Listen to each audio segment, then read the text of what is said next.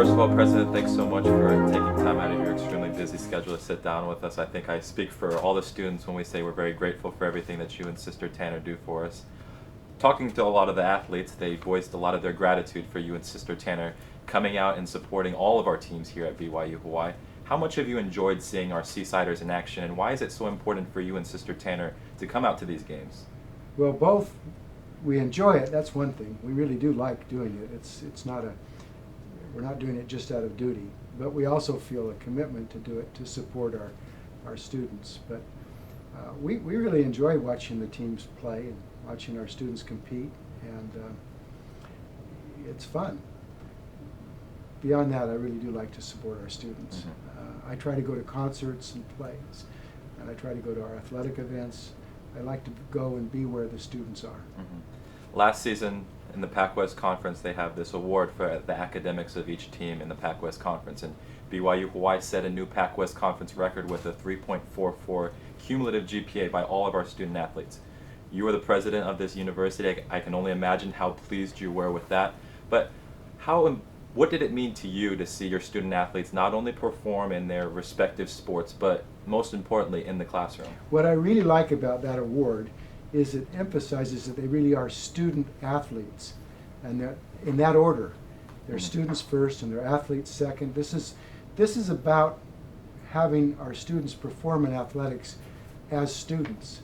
And one of the things I've liked about being at this level of NC2A in the two division is that there is an emphasis on education, on academics.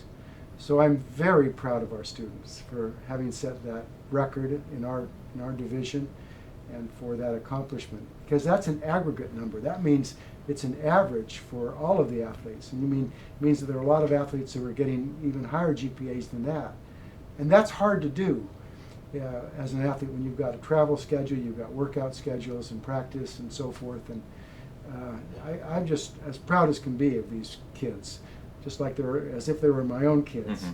Because what will happen after they leave here is they will be using their education.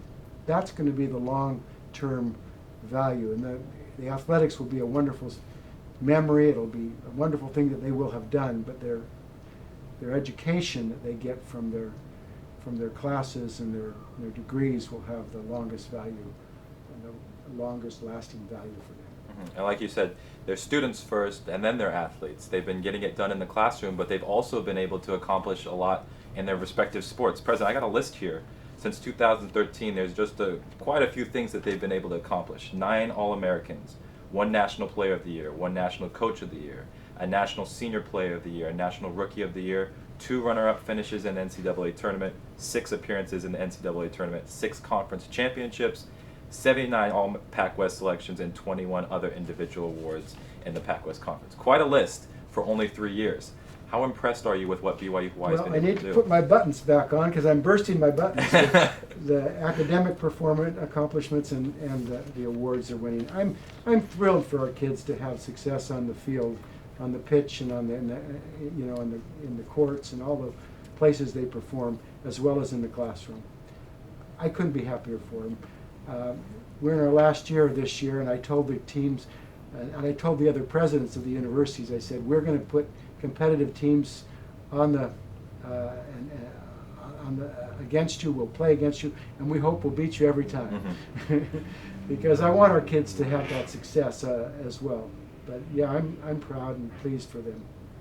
With winning and having all these accomplishments and doing so well as our Seasiders have done the past few years comes national and international exposure. Yeah.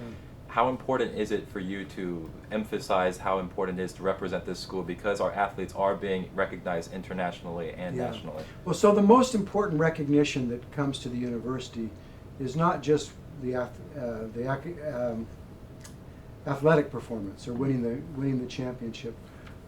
The most important thing that comes to the university is when our athletes represent the university by who they are, and not just by how well they perform. And so what I like are the stories that I sometimes hear that, your kids were really good sports, or they behave themselves in a way that capture the attention of the other coaches, the other fans, or the media.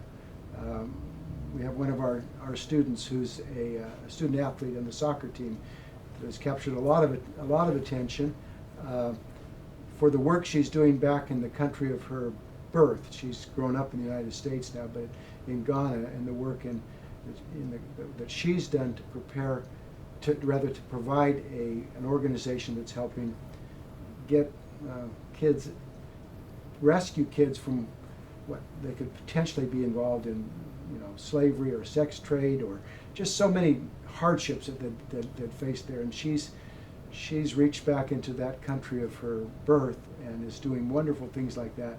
And so we got a lot of attention for that, and that pleases me even more than winning the championships, when our kids are doing great things and representing themselves, the university, and the church. Not only the kids, but the athletes that have been performing, but we've had quite a few good coaches as well. Just to name a few: Coach Porter, Coach Wagner, Coach Navalta, Coach K.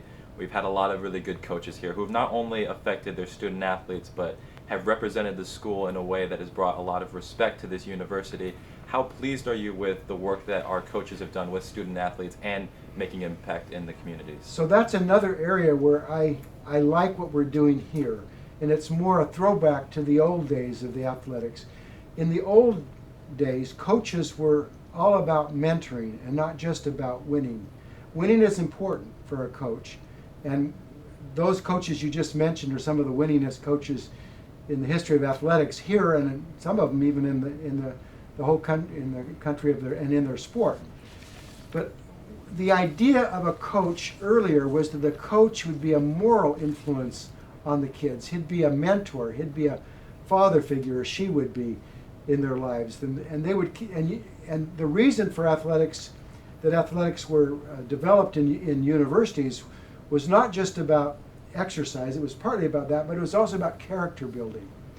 And so what I like about the stories of those coaches is the way they've helped form young men and women of character, of learning to compete, but also learning to be wonderful adults and go through their lives with a coach who was a role model. That to me means a whole lot.